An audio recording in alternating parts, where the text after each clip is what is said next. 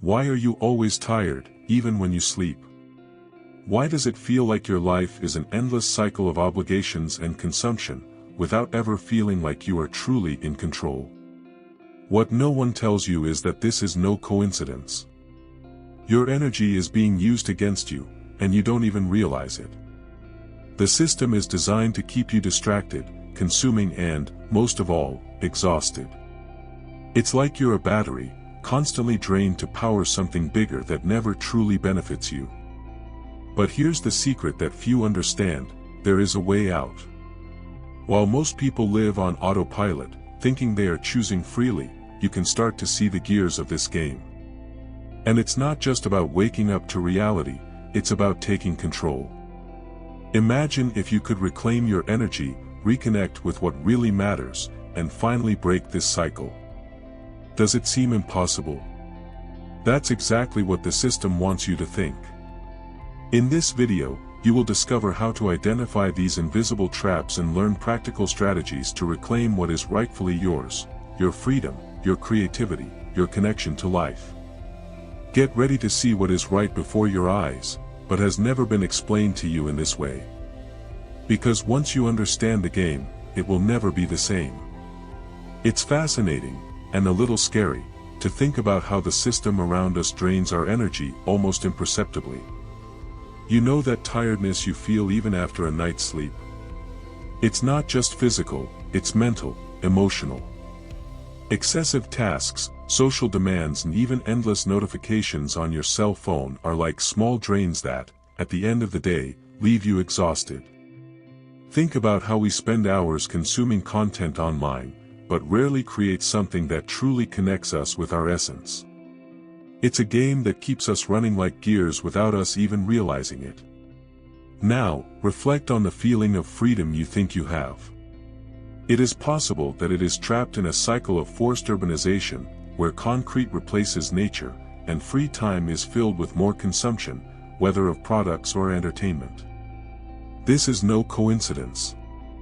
The system is designed to keep you busy, disconnected from your creativity and, consequently, your vital energy. Want an example? Notice how the work routine often consumes your best time, and the little that remains is used to regain strength just to repeat the process. But, you see, this cycle is not eternal, as long as you realize it. Start questioning how you spend your time and energy. Do you really need to watch that TV show that doesn't bring you anything? Or buy that item that will only take up space? A simple habit can be a turning point. Take an hour to walk outside, without your cell phone. Just you, nature and silence. Small steps can rekindle what seemed lost. And of course, the system never wants you to realize this. It surrounds you with planned distractions, like that sense of urgency created by emails and messages. The trick is to get out of this vortex, but that requires more than awareness. It requires strategy, and that is what we will continue to explore. After all, the strongest currents are the ones you don't even see. The heaviest chains are not made of iron, but of invisible norms that silently control our lives. It's incredible how habits, beliefs, and social rules become an invisible maze that limits our choices. Have you ever noticed how certain social expectations push us towards predetermined paths?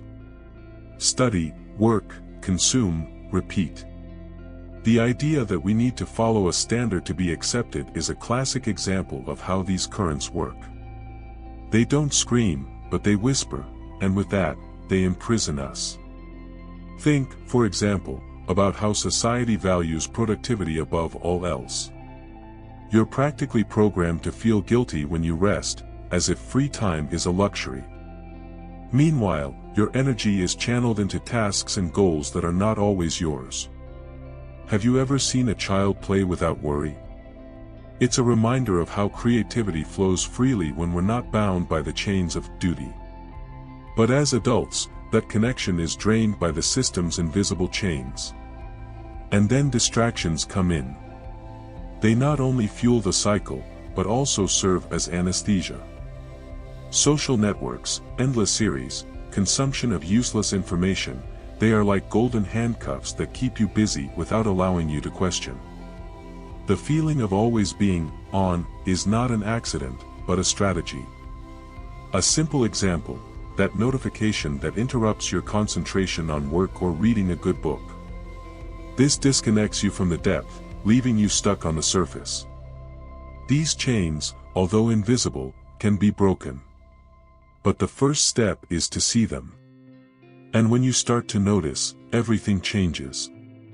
Suddenly, that feeling that something is wrong takes shape. But look, recognizing the currents is just the beginning. The real question is, what to do with this realization? The much proclaimed freedom of choice.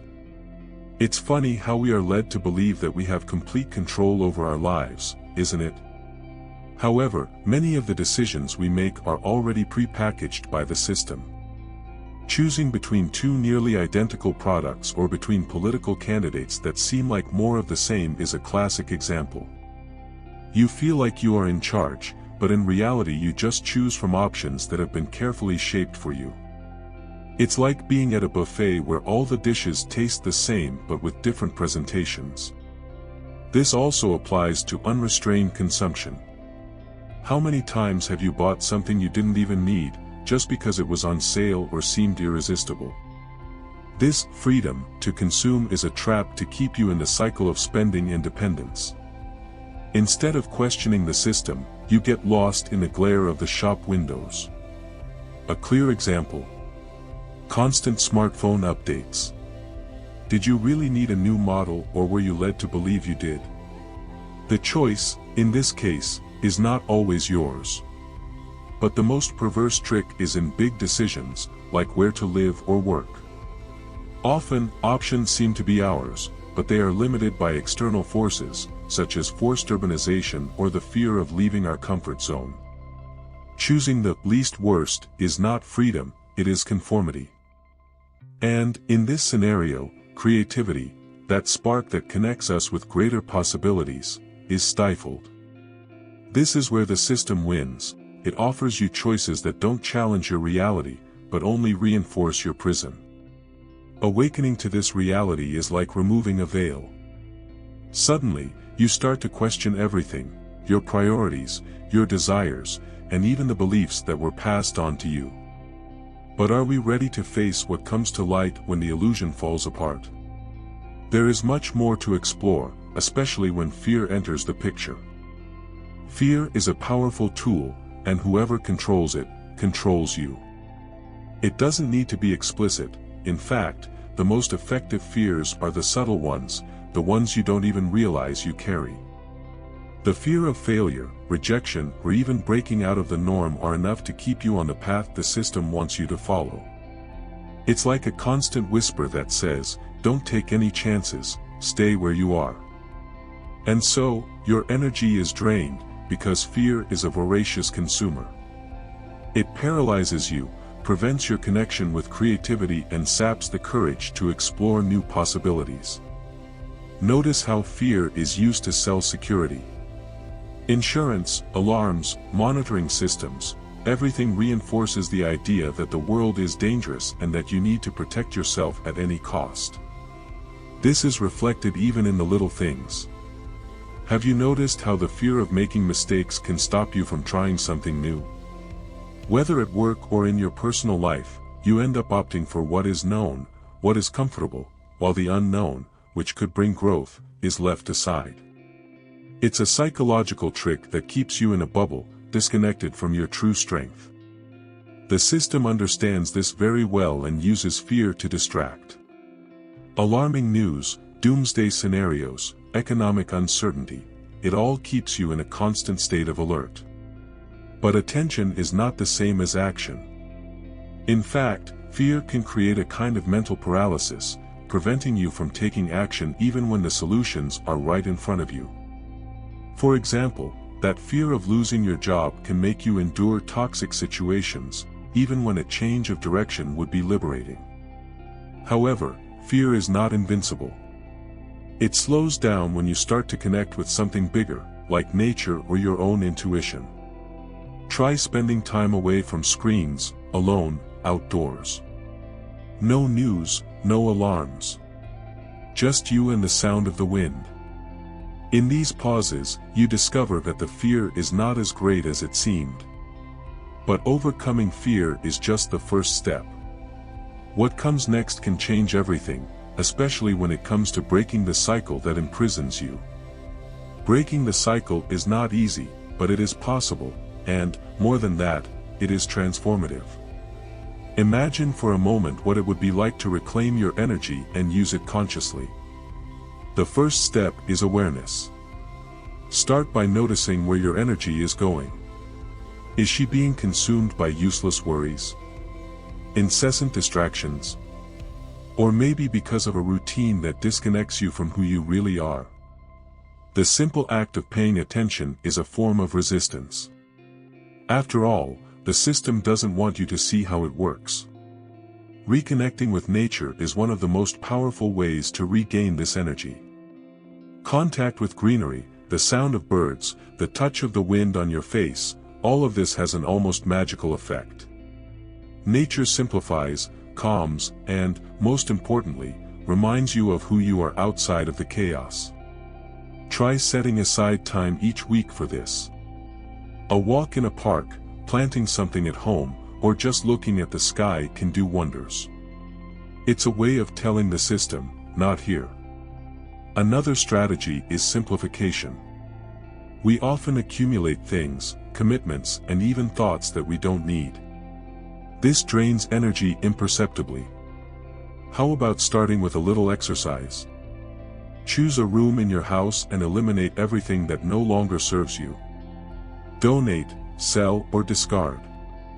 The energy released by this practice is real and palpable. And the same goes for the mind. Reduce the consumption of useless information and focus on what really matters. Less is more, and each conscious choice brings you closer to freedom.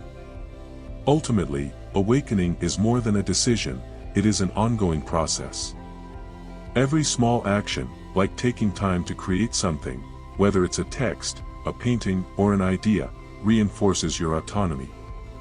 Creativity is a powerful antidote to the cycle. But the journey doesn't end here.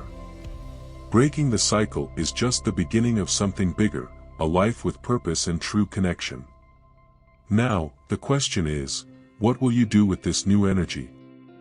If everything you've seen so far makes sense, it's time to act. Knowing that your energy is being used against you is the first step, but the real power is in applying this knowledge. How about starting today? Identify a habit, a distraction, or a belief that is keeping you stuck and question it. Why is this in your life? Does this really serve you? By breaking just one of these links, you will be closer to the freedom you are looking for. And now, the question is, what are you going to do with this new awareness? Will you let fear continue to guide your decisions?